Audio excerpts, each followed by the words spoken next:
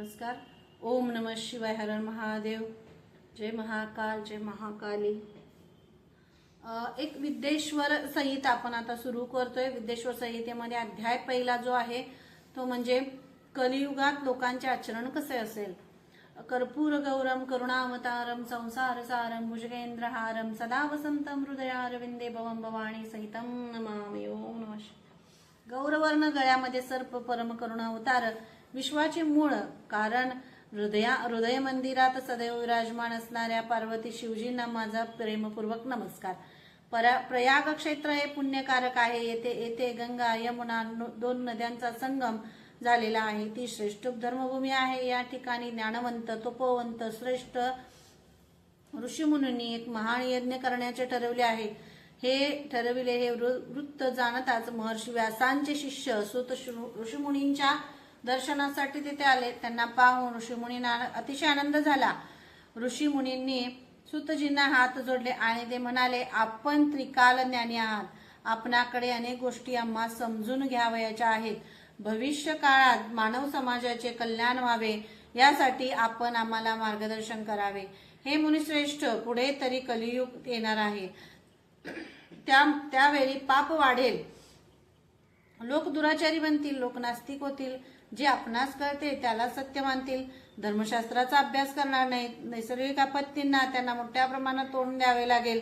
ब्राह्मण लोक देखील लोभी बनतील. वेदाच्या अध्ययनापेक्षा दक्षिणेकडे त्यांचे लक्ष लागेल. पैशांसाठी विविध गोष्टींचा अभ्यास करतील आणि समाजाची फसवणूक करतील. ते स्नानसंध्या विसरून जातील.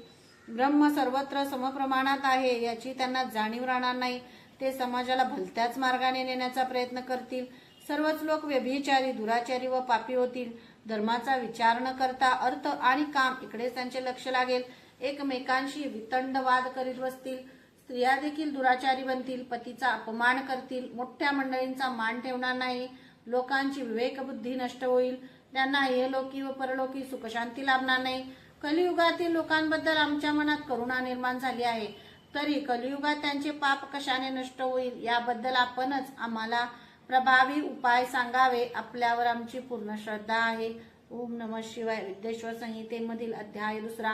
श्री शिवमहापुराणाचा परिचय. प्रयाग क्षेत्री तपस्वी ऋषीमुनींनी आपल्या हृदयातील चिंता सुतांना सांगितली. ते ऐकून सुतांना समाधान वाटले. लोकांच्या हृदयातील उद्धाराची तळमळ त्यांनी जाणून घेतली. सूत म्हणाले, ऋषीजन हो, तुम्ही अतिशय चांगला प्रश्न विचारला. तुमचा हा प्रश्न तिन्ही लोकांचे हित करणारे आहे. महर्षी व्यासांचे स्मरण करून मी तुमच्या प्रश्नाचे उत्तर देत आहे. मी परमपवित्र शिवपुराणाचे कथन करत आहे. हे शिवपुराण चारी पुरुषार्थाची प्राप्ती करून देणारे आहे.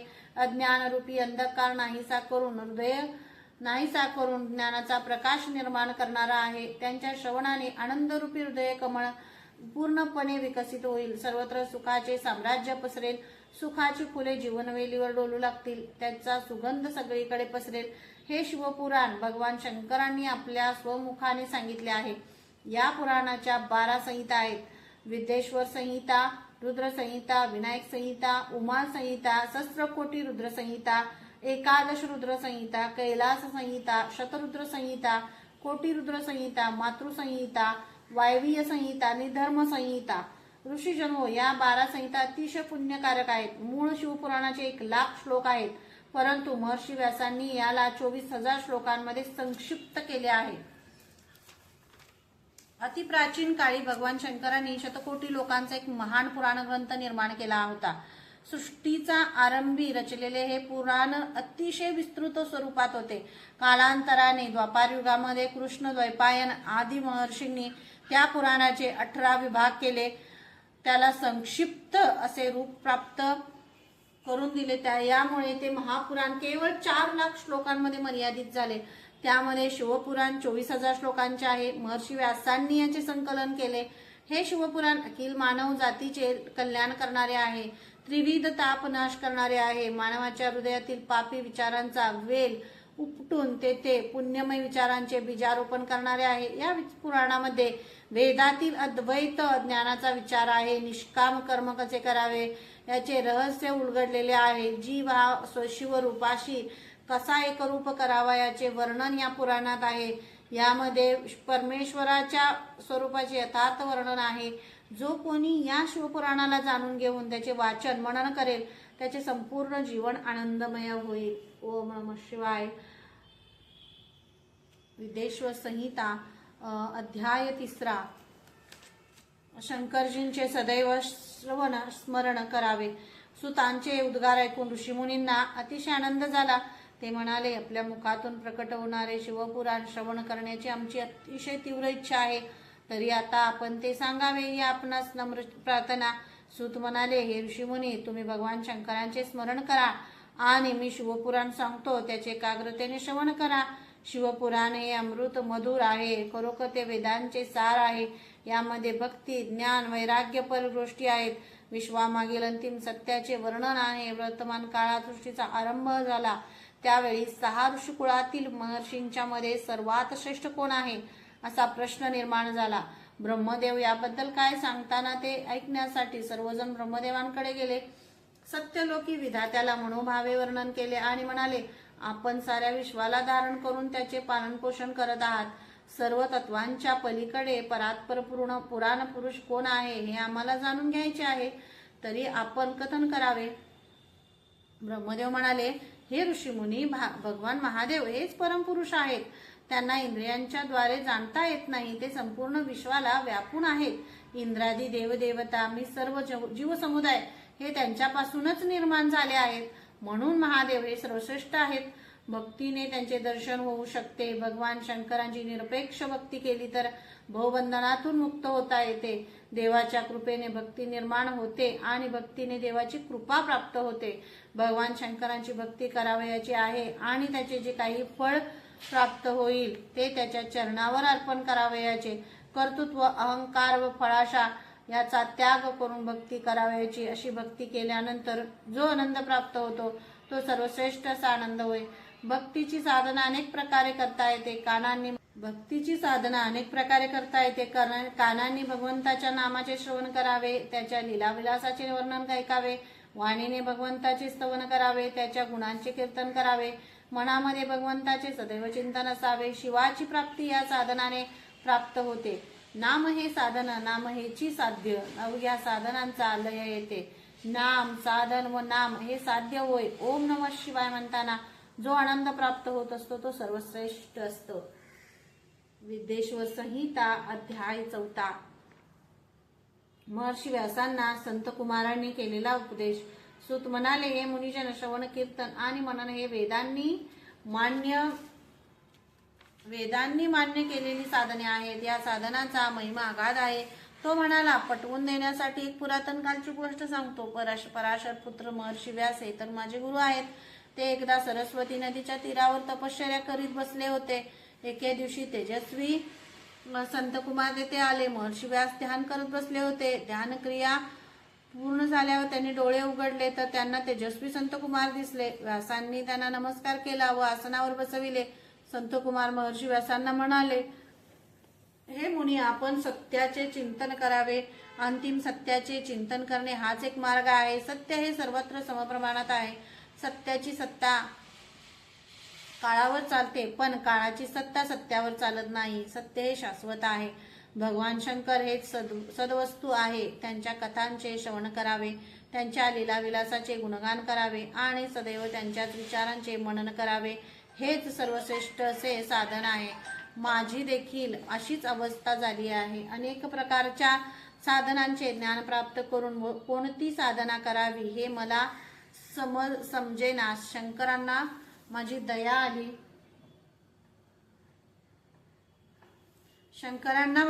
आली आणि त्यांनी नंदीला माझ्याकडे पाठविले.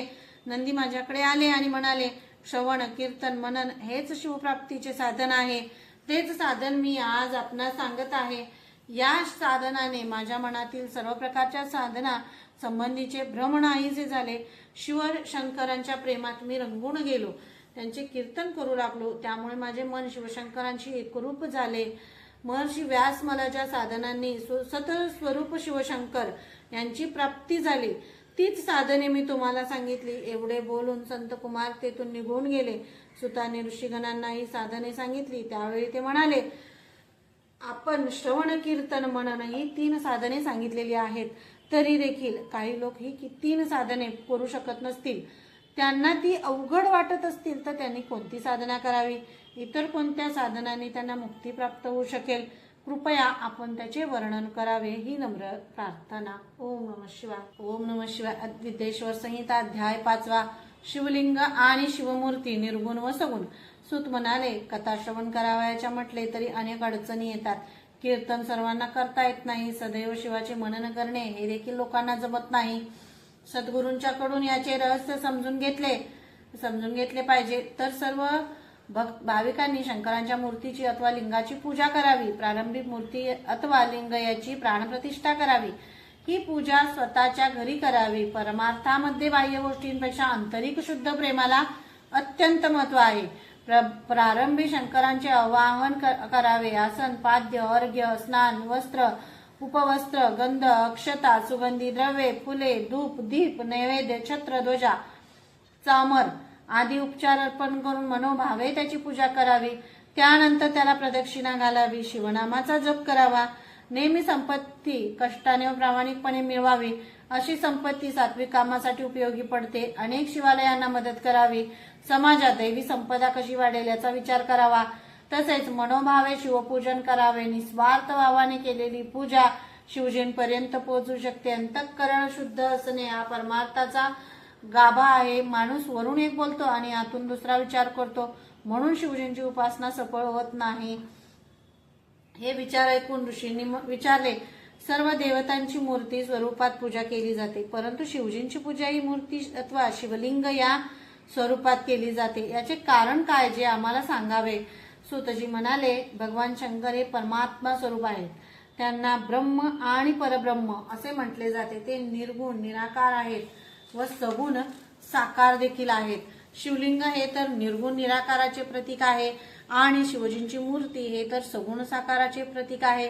वेदांमध्ये देखील शिवजींची लिंग स्वरूपात व मूर्ती स्वरूपात पूजा करावी असे प्रतिपादन केले आहे.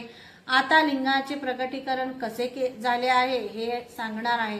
मूळचे शिवतत्व हे निर्गुण निराकार असेल तरी भक्तासाठी ते सगुण साकार होत असतं. ओम नमः शिवाय.